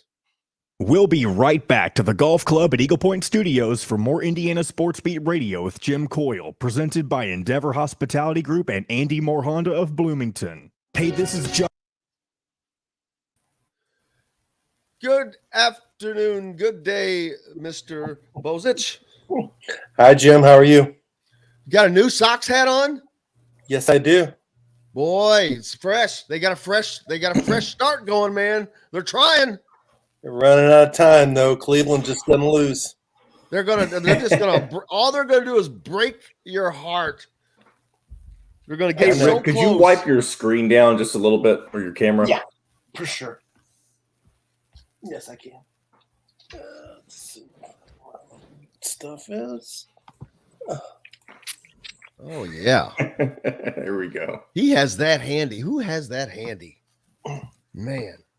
Is that better? There we go. There we go. Yep. Okay. Now we can see him in all his beauty and glory. The Hoosiers down to less than a touchdown, huh? The line it doesn't surprise me. The WKU Indiana game's always competitive. True. I was talking about, where did I have those? All right. The lines in all of these Big Ten games are Nebraska is only a 14-point underdog to Oklahoma. Wisconsin is a 27.5-point favorite over anybody but New Mexico State. Penn State's 3-point underdog to Auburn. Maryland is only a 3-point favorite over SMU. And Iowa is a 22 favorite over Nevada, which Iowa has not scored 22 points this season in total. Is Nevada that bad? I haven't checked. I haven't checked. Is Nevada that bad? They must be. They beat Purdue last year. I mean, that could be. They could have lost an entire roster, though. Who knows? Yeah, it doesn't mean anything because I learned that lesson the hard way with Idaho. Who beat Purdue last year? Nevada. Was it not Nevada? Oh, it wasn't last year. Oh, it wasn't last year? No, it was like 2018 or 19. Yeah, it's been a few years. That long ago. Purdue's damn. What is Purdue like? Pick them against Syracuse? I think they are. Yes, it was. Now they're one. Now they're 1 point. They're 1 point underdog. Yeah. No. They were favored. Were they not? Maybe that switched last night. On DraftKings, Syracuse is currently a 1 point favorite. Wow, that keeps shifting. Interesting. All right, here we go. To book your next tea time or reserve your next dining or catering experience, call 812-824-4040 or visit eaglepoint.com. The Golf Club at Eagle Point in Bloomington, an exceptional golf and dining experience. This segment is brought to you by Bubba's 33 in Clarksville. Pizza, burgers, beer. Now back to the Golf Club at Eagle Point Studios for more Indiana Sports Beat Radio with Jim Coyle, presented by Endeavor Hospitality Group and Andy Moore Honda of Bloomington. Welcome back. Indiana Sports Beat Radio, brought to you by Bubba's 33 in Clarksville. If you're down in that area, right off of I-65, pizza, burgers, and beer. Rick Bozich, the Hall of Famer from WDRB.com, joins us now. Rick, in the break I was talking about, I'm shocked at some of these upcoming spreads in these college games, which I love. The college game has been awesome this year, and I don't know if it's been parity or teams that aren't as good as they should be, but I was talking about the lead one was Nebraska only being a 14-point underdog to Oklahoma. Check that. It's now 11.5. How is that possible? I don't get that unless there's questions about there's an injury or something we don't know about at Oklahoma. Did Oklahoma lose their entire starting offensive line? Yeah, I haven't followed Oklahoma close enough to know this year if they've been how good they've been. I know they've won. I don't even know who they've beaten, but I know that Nebraska isn't very good, and you never know if they're going to rally the troops just because Scott Frost is gone and who's going to rally them. But that surprises me that it's gone in that direction. Well, I can promise you, I will put a bet on that today just to get those points. Period. As bad as they've been, they've not lost a game by more than 9 points in who have they 2 played? Years. Ohio State, years. Michigan. I'm sorry. I thought you were going to talk about this season. No. They've lost like whatever their last 10 or 11 games have all been by 9 points or less. So my guess is that's why that spread is not higher. So I mean, I don't know what it's going to look like this week because of the change, but that's why it's to me such a low spread. Yeah, Oklahoma beat UTEP 45-13, and they beat Kent State 33-3. So they've won both games by 30 or more. I don't know. It does seem like the line's a little bit low, but Vegas usually knows their stuff. Yes, they do. Trust me on that one. Except for last week's Wisconsin Washington State game. That was a shocker. Boy, was it. It's the only one I lost, and it hurt badly. But I can tell. And now, that leads me. I was talking earlier. The Big Ten West is just horrible. Illinois is horrible. Nebraska is horrible. Purdue is okay. Iowa has not shown anything. Wisconsin, obviously, not good. Minnesota is your only team standing, I guess. Minnesota, though, they didn't play anybody. They're not playing anybody again this week. I mean, he schedules from the old Bill Snyder school at Kansas State, which is what Indiana should do, is you schedule 3 games outside the conference that you will win, period. They used to do that. That's what you have to do. And you schedule them at home. You don't agree to a road and home against Western Kentucky. Or Cincinnati. Cincinnati. Yep, that one's coming up. But they've gotten the job done up to now, and I expect that to continue this week. But this is Western Kentucky, who has always been a fun team to watch. I don't know if they have the same panache this year, but what are you expecting after these first 2 weeks from these two teams, Rick? Yeah, I mean, Western's well coached by Ty Helton. He's been there. He was part of Brom's staff. He knows the whole deal down there. But they're not the offensive dynamo they were last year. You look at their passing.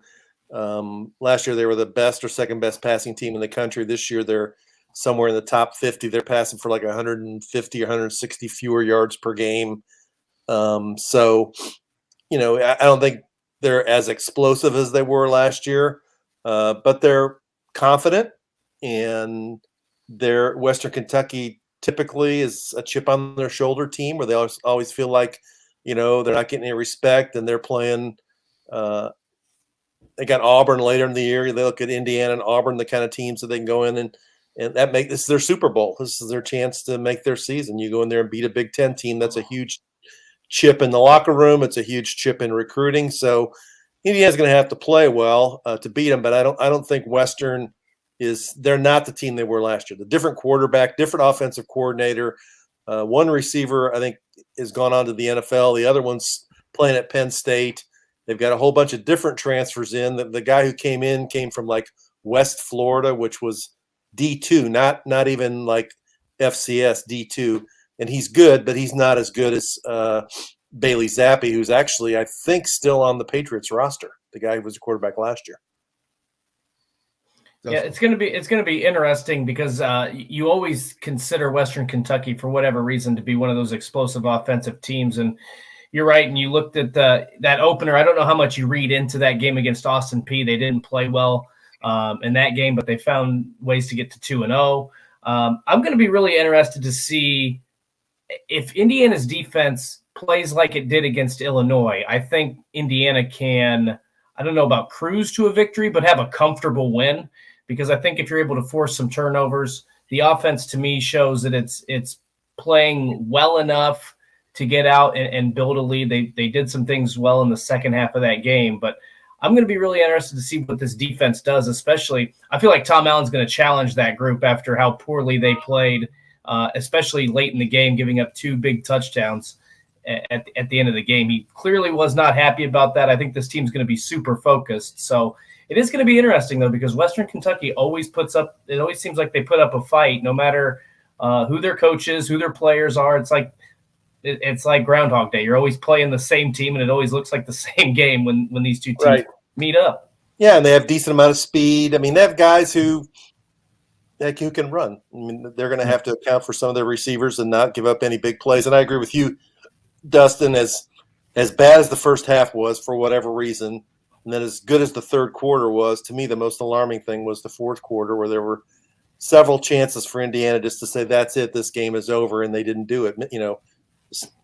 Just didn't do it. And maybe that's a good thing, where this week in practice he can get their attention and say, you look at that film, you guys played well for 15 minutes, but you play like that the other 45 minutes, you're not going to beat anybody the rest of the year on the schedule, and they won't.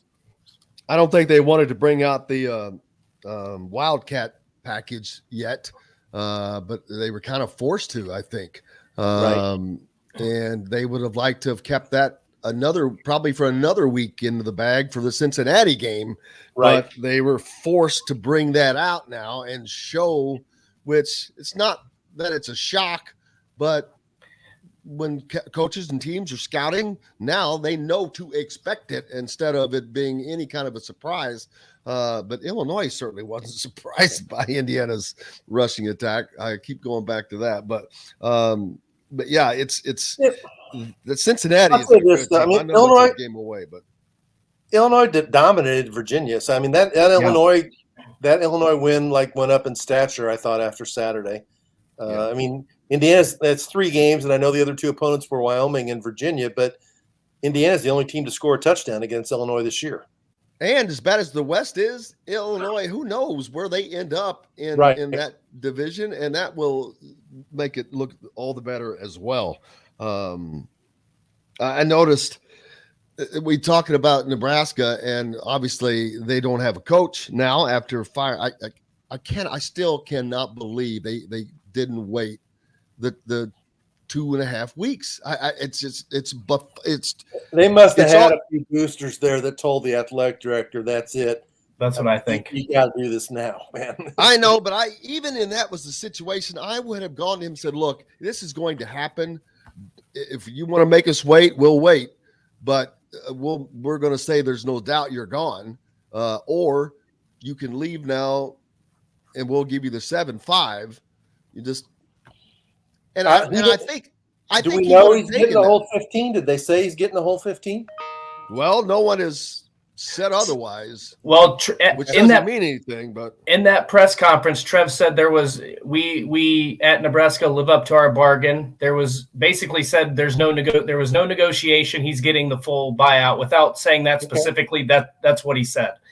So that leads me to believe that somebody, like you said, Rick, I think a donor or booster came up and said, I'll spot you the $7.5 million, but this has to change now. But see, to me, that is ignorant, because put that in your NIL program instead. Right. You're the best, highest rated quarterback in the country for next year. The ignorance of it is because they have it's so far to build a football program. It's not an overnight thing. And even in today's age, it's going to take a minute. And so to do something that ignorant, I think is just, it showed a lot of ignorance and some other things. Like you said, they could have put it in NIL. They could put it in practice facilities. They could put it in, weight room. They could put it in training table, whatever you want. That just to give a guy an extra $7.5 million to go away 3 weeks early, who has been terrible. who's been freaking terrible. I'm every bit as bad at my job as he is. No one's giving me $7.5 million.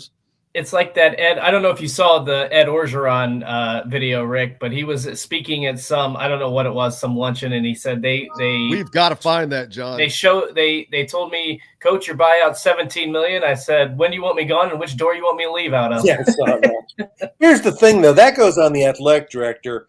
You know, if you're going to do that, you should have done it after last season and paid that amount and start the building process to bring him back and then bail at this point. And you know, I don't know how much you really gain. I mean, you obviously get your name out there early that you're looking for a coach, but you're not going to hire anybody to the end of the year anyway. And you're really probably not going to negotiate with that many people until close to the end of the year. So I don't know. We're not there, though, in Lincoln.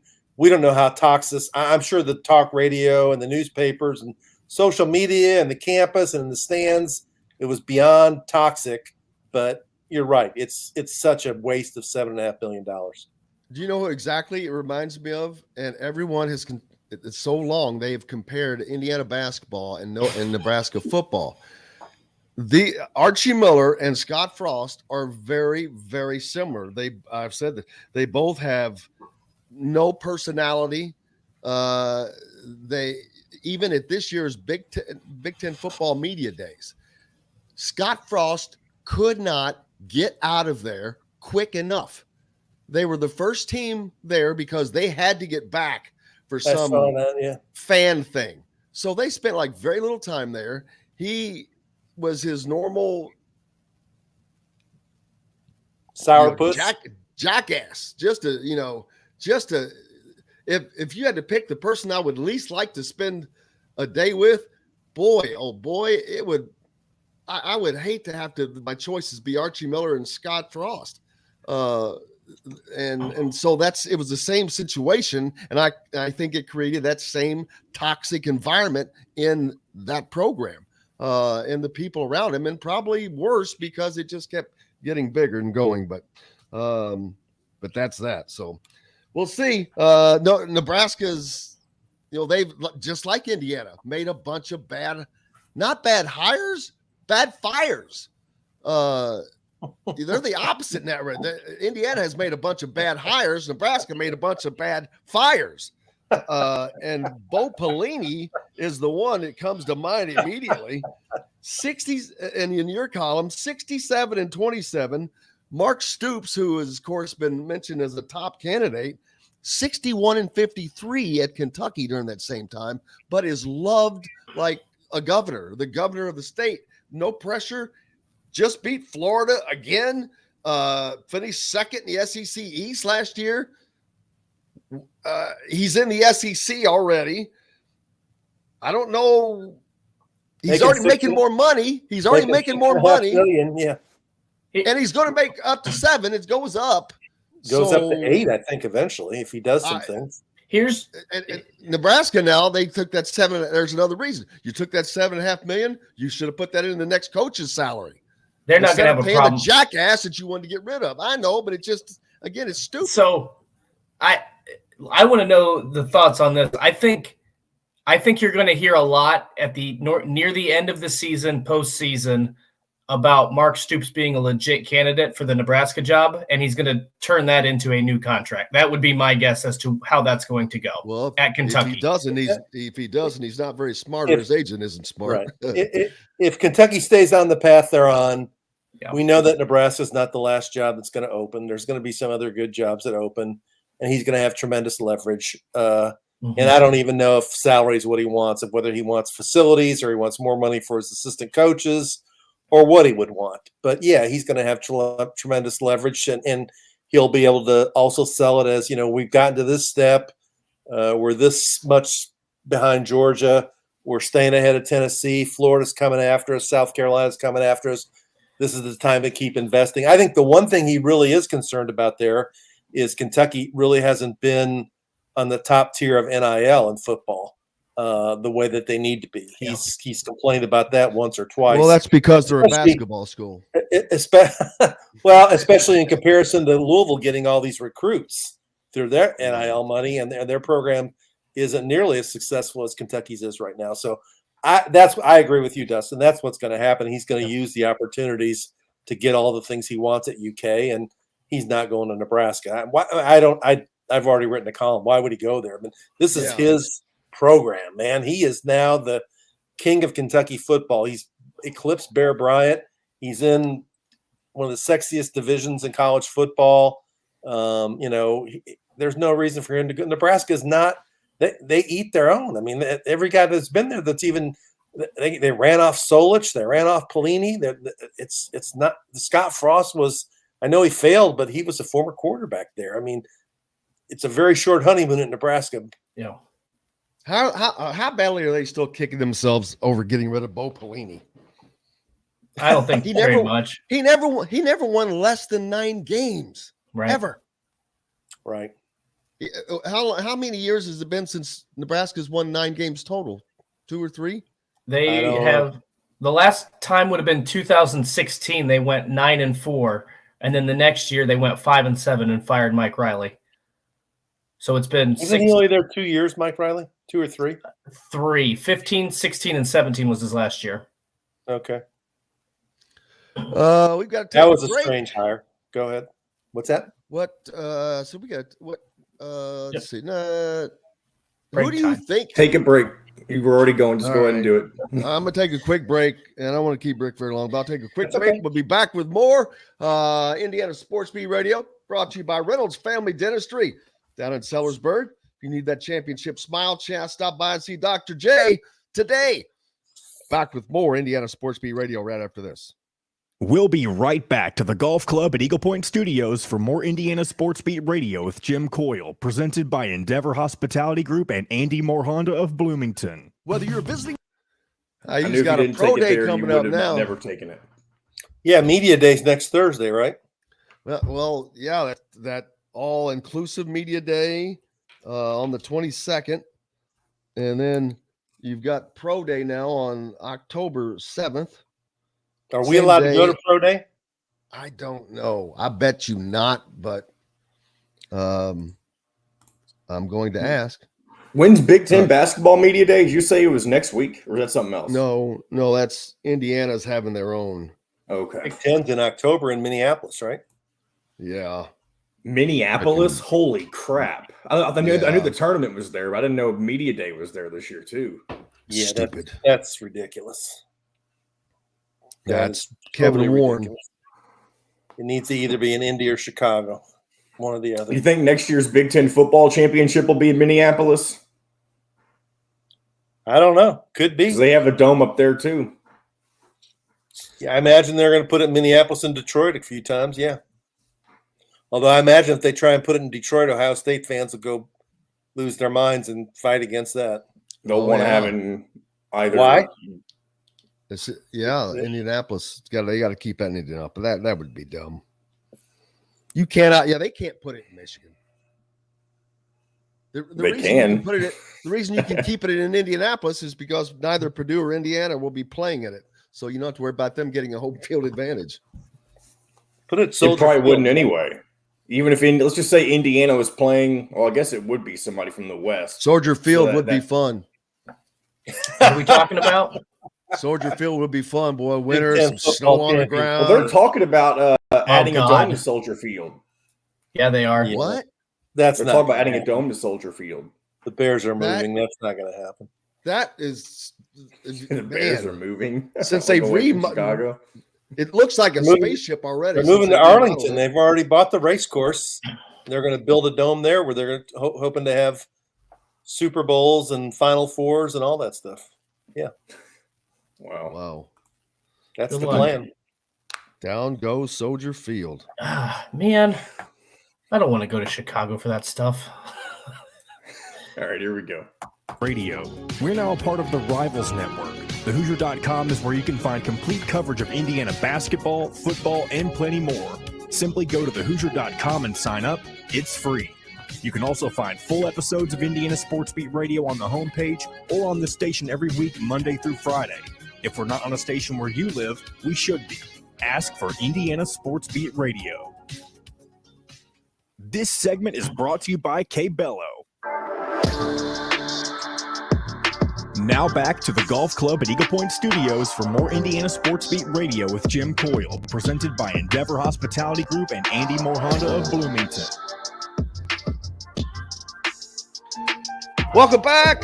Indiana Sports Beat Radio coming to you from high atop the 18th fairway of Golf Club at Eagle Point Studios. Rick Bozich has been kind enough to stick around for another segment from WDRB.com. Make sure you give him a follow there. All kinds of content to pick up. Talked a little bit about Indiana's got a pro day coming up, their first ever. All 30 NBA teams will be in attendance. That's the same day as Hoosier Hysteria. Indiana probably hasn't had this many prospects, Rick, in a long time. Now you think about it, I mean, they're going to want to look at Jalen Hood-Schifino and Malik Reynaud and Jordan Geronimo's athletic ability and Tamar Bates, what his ceiling might be. Of course, Trace Jackson Davis. So there's guys that they are going to want to look at where that hasn't been the case here in the last few years. Without a doubt. I mean, I would even throw Xavier Johnson in there from the way he played at the end of last year. Well, absolutely. I'm not saying he will be drafted even in the second round, but I think some team will bring him into camp. And, if he plays the way he played the last 6 weeks of last season, he'll be one of the better guards in the Big Ten this year. And, they want to they want to get an early look at a guy like CJ Gunn, who I saw that picture over the weekend. It was him and I think Geronimo and Eric Gordon and Schifino, and CJ Gunn was the tallest kid in the group. Looks like he's had a growth spurt up to 6'6". I think he's going to end up being a really good player at IU. So, they've CJ? got – yeah, I do. I like that kid. I think he's going to be – I love him. I love his moxie. I mean, I keep telling the story over and over. Last year, he was injured to start the season, and I went up and saw his first game back, and he goes for 36 points. 18 came in the fourth quarter, and he's not met a shot that he's afraid to take. And in times of need, he's not afraid to take that shot. Indiana has not had that guy in a long time. You got people that can put shots up, but a guy that can really take it with confidence and hit it. And he hasn't been talked about a lot as being a potential cure to Indiana's shooting woes. But you mentioned his growth spurt. Man, if he also keeps that shooting touch with that is going to make him a tough guy to guard. If he gets up to 6'6", number two guard, 6'6", up there shooting threes, that's going to be a very, very fine weapon for the Hoosiers to have. Yeah, I mean, looks like he has the ability to be something they've missed, since Blackman was there. A guard who's capable lethal making threes, isn't afraid to miss. I mean, Devontae Green wasn't afraid to miss, but with judgment, that's the thing we've talked about. I mean, Leal's a shooting guard, but when he's on the floor, he's not looking to shoot. I think CJ Gunn will look to shoot. The guy that I want to see the most, though, is Hood Schifino. I mean, he's gotten a lot of buzz over the last few months, and a lot of people have him as a likely starter in the lineup in the backcourt with Xavier Johnson. And if they're going to play those two guys, he's going to have to be able to shoot the ball too. All the talk about him has been what a good decision maker he is, what a good defender he is. He's bigger than the guards Indiana's had in recent years, but I want to see whether he can make shots, because if he can't, he can. Okay. Yeah. And he looks like a dude. When I've watched some of the clips, and playing at a prep school gives him an advantage. He played against better competition last year, but he looks like a dude who's really confident in himself. He doesn't play with any fear in the clips that I've seen. He played a lot. He was able to play a lot of the two guard spot down there with who was the kid that was committed to Kentucky and then decommitted and went to Illinois? Sky Clark. Yeah. I think he was out some, so he moved to point, but he played both positions, which is a positive for him because he'll be able to cross over if need be, but he can also shoot the ball. And I don't know if he's grown, but he was 6'5", and you know he's going to be stronger and bigger, and now playing at an even higher level. But he had played at a higher level before getting here, and that makes a big difference. His learning curve is flatter than a lot of these other guys coming in, because the difference is, gigantic when you go from high school to D1 P5. It's not as big for him. He's been around a lot of these guys. All of his teammates are playing in P5 schools. The talent that he played against are all playing in P5 schools. So it's not as much of a jump for him. And I fully expect him to be a starter, but I definitely think he is, because he's done all that, he's mentally, his learning curve mentally will be easier as well. He's not going to get rattled. He's going to be able to step in and not get blown away by playing in Assembly Hall and this, that, and the other thing, I think. Yeah, and the other thing I like about Indiana this year is, and if Mike Woodson does it, because we know last year he was stubborn with the lineup, but they got so many guys that should be able to play that if you've got somebody who isn't giving you effort on a certain night, you can sit them and put somebody else in, and that guy can go in and play well and take their spot. And really, I mean, they should have – 10 deep? I mean, 9 or 10 deep, I would think, of guys, between that log jam of, Bates and Geronimo and Kopp trying to hold on to his spot, and, CJ Gunn wanting to get in there. I mean, I'm counting 10 deep. I mean, that's going to be fierce competition for minutes. And the guys who produce and give effort need to be rewarded. And it just seemed like last year there were stretches where he was so hesitant to get away from Parker Stewart and Miller Kopp when they weren't doing anything other than, they weren't making shots. They couldn't beat you off the dribble. They were defending okay and stuff. But this year, if you're not getting it, on to the next man. Yeah, and last year was an issue because when they would go to that quote unquote second unit in mass, the hockey line change. Yeah, it was just such a drastic drop off that it showed, and it either let teams back into games or it let teams gets a bubble in games, and that it crushed Indiana's offensive momentum, man. The flow disappeared. Yeah, because you took everybody out who was in a rhythm. I mean, if you've got 5 guys out there and maybe 2 or 3 of them are in a rhythm, it doesn't matter. You can't take them all out at the same time. They're rolling. Bringing 5 cold guys, they're cold. They're still cold. You have to get into the flow, And so, well, you'd watch the game and say, "Who's going to score from this group?" Who's going to score points out of this group? Tamar Bates, that's the big question everybody's going to wonder this year too. His jump, is he going to make a jump? That's the guy who from last year, that's the guy that I think Indiana needs to move up. I'm not expecting it to be Jordan Geronimo. I think that his athletic ability is great and he's going to be a good piece, but Tamar Bates is going to can be a really good basketball player. And he's the guy that needs to take that next jump up, I think. I agree with you. I mean, because they haven't really had a small forward to be feared since Troy Williams, in my opinion. A guy who Tamar Bates can be a guy who's got the ability to break his defender down with his dribble and his quickness, force somebody else's man to switch off of him, and then, find the open man and create for himself and create for a teammate. Kopp can't do that. Justin Smith couldn't do that. He was terrible with the ball, in my opinion. He had very few assists when he was at Indiana. Troy Williams was a guy, although he made a lot of turnovers, he could break you down off the dribble and gave you like multiple points of attack. He and Yogi Ferrell were both guys that could hurt you off the dribble. Indiana, if you can get, Xavier Johnson doing that, if you can get Huchefino doing that, and then you can get Tamar Bates doing that, if you have 3 guys who can beat their guy off the dribble, that makes the offense so much more dynamic. Yep, and they're going to need that this year to go along with defense because we saw last year it wasn't enough.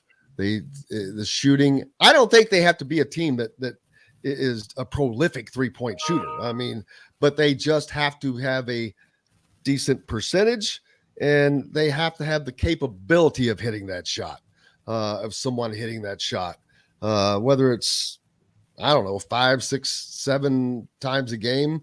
10 would be nice, but the way that they're set up, they have enough talent to beat teams without hitting 15 to 23 pointers a game. That's not necessary.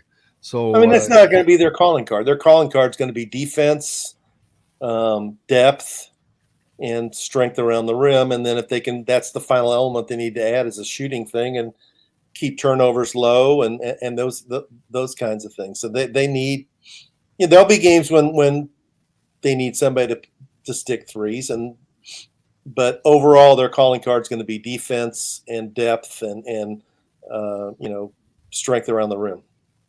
Forrest thinks Caleb Banks is being overlooked big time. He might be right. Could be because I don't know. I haven't seen him enough to know. And he's obviously a great athlete, and he's someone who could jump out. You just don't know because I don't know what's been going on over the summer, who has gotten better, who has really improved. I've heard that Malik Renaud has really pushed race on that side, so I expect to see him playing a lot. But we'll find out more as the season goes along, and then I'm happy to wait. I don't have to know everything in advance.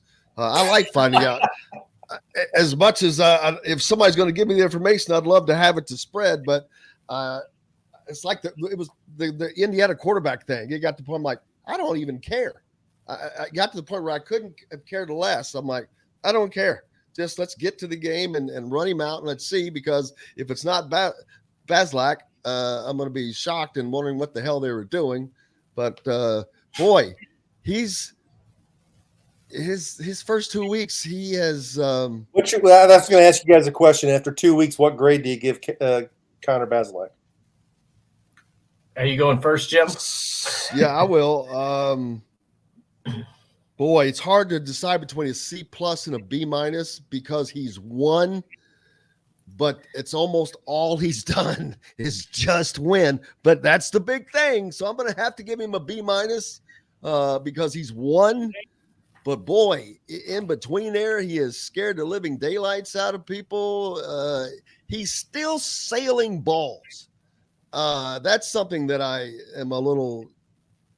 I don't know if he's used to bigger receivers, because Indiana does not have a lot of tall receivers other than Donovan McCulley. But I give him a B-. He has got to get more consistent. His percentages have been just absolutely horrible. That's exactly what I was going to give him, to a B-, because I think he's won the games when they've needed him most. He's delivered, and that's key. But he's also put them in some bad positions, and I don't know if I put too much into that Illinois game because it was their first game. Illinois had played the week before. I think Illinois is a pretty solid defensive team. We saw that against Virginia. So I'm not going to read too much in it, but he's got to be a little bit more consistent for me to get him up around like a B+, A- range. Yeah, I'd go B- also, because he did have the game-winning drive against Illinois without any timeouts. And then it's hard. I didn't see the first half because I was watching the Kentucky game, which I had to write on Saturday night. But it sounded like the conditions were awful to throw the ball in, and Indiana did nothing. And I know Idaho moved the ball decently enough, but he's got to play better than he's played so far. To beat Western Kentucky, certainly to beat Cincinnati, and then to go on the road and beat Western Kentucky, because that he just has to play better. And Tuttle hasn't even gotten in at all yet, right? No, and that's another thing. I expected to see him this week. I did expect to see him because I was expecting a similar, even though that Indiana's offense has been putrid. Last year they put 56 on that team. I'm like, well, that team could put 56 on them. So no, that was wrong thinking. So, but we'll see what they get done this week, and then after that, it gets real. What's up next for you, Rick? Friday night, Florida State here to play Louisville. Friday night contest.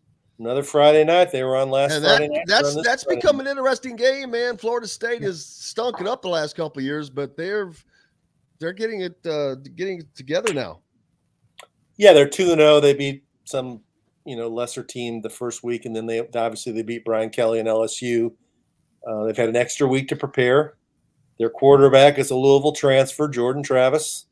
They got a couple really good defensive linemen. Louisville was really bad against Syracuse, and played a good game and won at Central Florida. This is a swing game for Louisville. This is the kind of game, if you're going to end up winning 7 or 8 games, you got to win this game. And Florida State, strangely enough, is a 2-point favorite. So we'll see. Louisville's it's our home opener. Wow. We'll see how it goes, buddy. Make sure you give Rick a follow and follow him at WDRB.com, where you can keep up with everything going on in the sports world. Brother, appreciate you. Look forward to seeing you soon. All right. Have a great weekend, guys. Good luck to the White Sox. They need it. They got a big game tomorrow afternoon at Cleveland. They got to win next. That's tomorrow afternoon. I'm already looking ahead. Team now.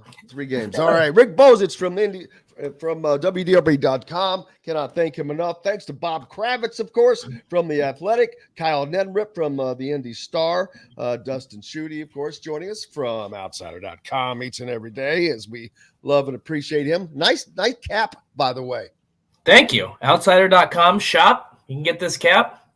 Try to don all my merch. Number one, A, you need to send one to me. And B, we need to give a few away. And you assume I get these for free. Well, when you talk to the people, what tell them what we're going to do with them. Yes. Okay. Then we'll start putting up the information where they can get that stuff. That's a cool looking little deal. Yeah, I like it. We've got to start giving away the Indiana Sports Beat and the Hoosier.com visors as well. I have someone to mail those, so I don't have to be responsible for not doing it. We got to get out of here, getting snapped on the wrist. Can't thank anybody enough. Looking forward to being back tomorrow to do it all again. Until then, I'm Jim Coyle. Thanks to you guys. I will see you on the radio. Thanks for listening to Indiana Sports Beat Radio. Be sure to subscribe to our YouTube page for more clips and team coverage of Indiana basketball, football, and more. You can also find full episodes and tons of other content on thehoosier.com. We'll see you next time for another edition of Indiana Sports Beat.